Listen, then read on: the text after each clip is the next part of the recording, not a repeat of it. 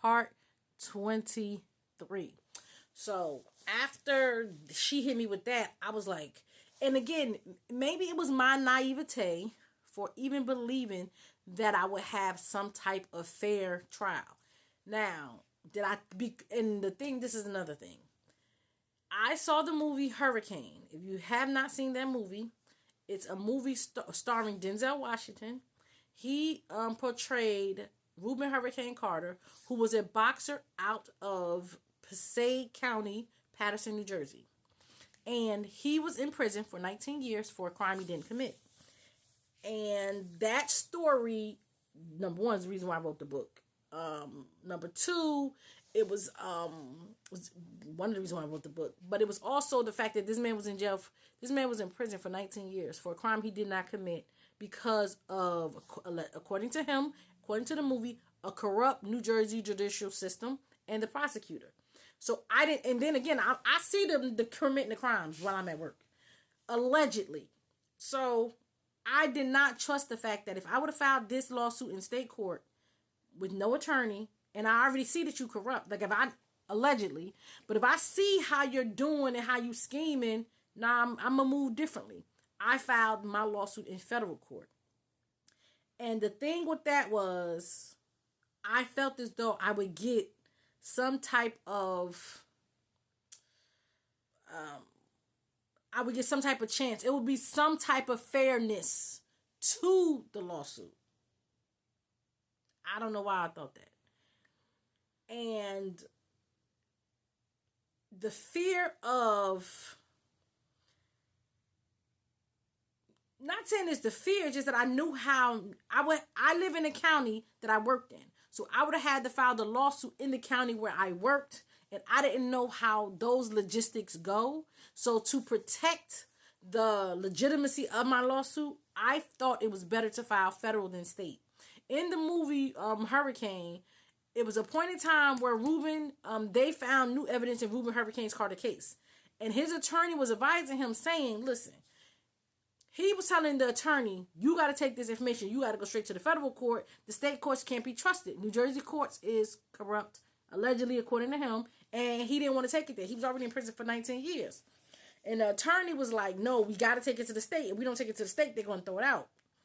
But Reuben wanted to transcend the law. That's what I'm trying to do. He said, listen, before they throw it out, they got to look at it. And once they look at it and see the new evidence, that was the fact that they lied about this, they lied about that. And once they look at that evidence, they can't turn their back on the truth. Literally, that was the quote line for the movie. I watched this movie hundreds of times. So he was willing to risk it. Now, if that federal judge said, look, we see this evidence and threw it out anyway, he would still be in prison. He always bet on black. He bet on black.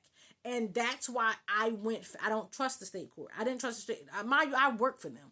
I don't trust them more now than ever before. If you are charged with a crime, a violation, anything in New Jersey, especially Middlesex County, if you trust them, that's on you.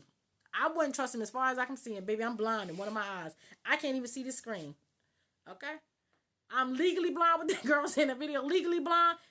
I don't trust them. So I thought filing federal would be some type of, I would have some type of, it's not this court, not the people who work there. It's a different level of court. You know, of course they all work together. And I don't know. My case is still pending. But I'll get to it when I talk about the judge and how my rights have been violated by the federal court. And I'm not going to be silent about that either, because they did it. But I wasn't going to sit there and let them do this to me.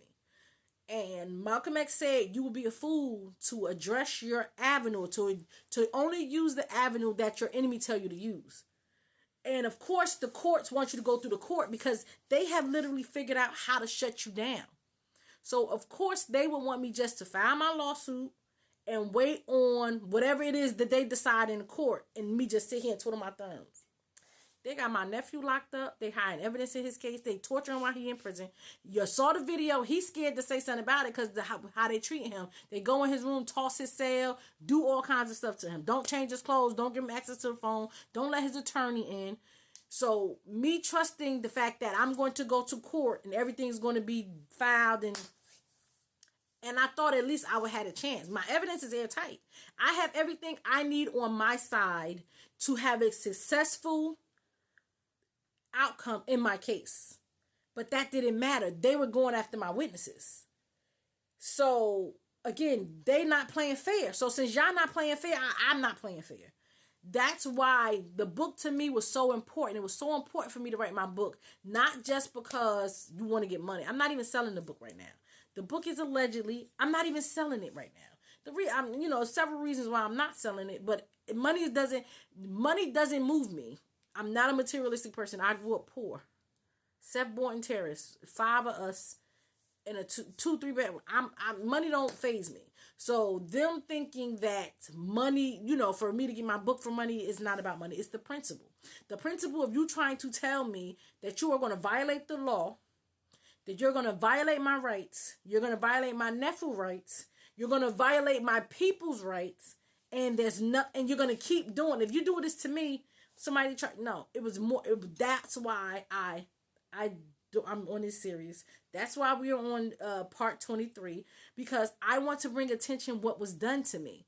Because if this was done to me, what was done to the other people that I've been contacted by people who had charges against Middlesex, who don't have money for an attorney to sue for prosecutorial misconduct, or the cases that I've seen where people took charges where it was a victim in the case and a prosecutor charged the victim and they now got criminal charges. It ain't right. It ain't right. But the fact that I did everything I was supposed to do, I got the degree, I went to school, I did everything I was supposed to do. You violated me. I didn't beat nobody up. I ain't beat nobody up. Ain't nobody get their butt kicked. I didn't take no pew. I didn't do none of that. I filed my lawsuit without an attorney. And now you coming after my witnesses? Oh, you want to play? Oh, okay. I see how you doing. Okay, cool. So, contact SEPA. SEPA wouldn't take my complaint. Contact, you're not playing fair, whatever. Still minding my business, trying to keep my head down, but I'm having panic attacks now that I'm home. Because me filing my lawsuit, again, that was the end all be all. I had FMLA due to my daughter's medical issue. I took off of work for the FMLA. I reported she's right now the criminal division manager for being racist. And in retaliation of me reporting her, which I was mandated by law to do and took an oath to do, literally mandated by my job to report her for being racist, I was retaliated against for reporting her for being racist. So what's the point of you mandating me to do something that once I do it, you retaliated against me? You illegally suspended me, took a week of my money that I could not provide for my kids. Cool. Now, then you lock up my nephew. You force him to sign an illegal plea. Like, the things that they were doing, no matter what I did to try to get relief, to try to bring attention. Again, Ludacris said it. You move, I move, just like that. Every time they did something, I did something. So now you're going after my witnesses. I filed my tort claim notice. The tort claim notice is to let you know that I can file another lawsuit against you, because I have another cause of action because you did something else. Again, they kept doing stuff. You move, I move, just like that. And again, what they were doing was an intimidation factor. Oh, you going to do this? I'm going to do this. I'm not wrapped too tight. I don't understand it. So you can't intimidate me. I used to duck bullets as a kid. I got beat for looking out the window.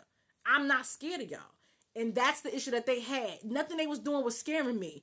My coworkers, a lot of people are scared. Oh, you're not messing with them. They, of course, they're going to come and get you. I'm not.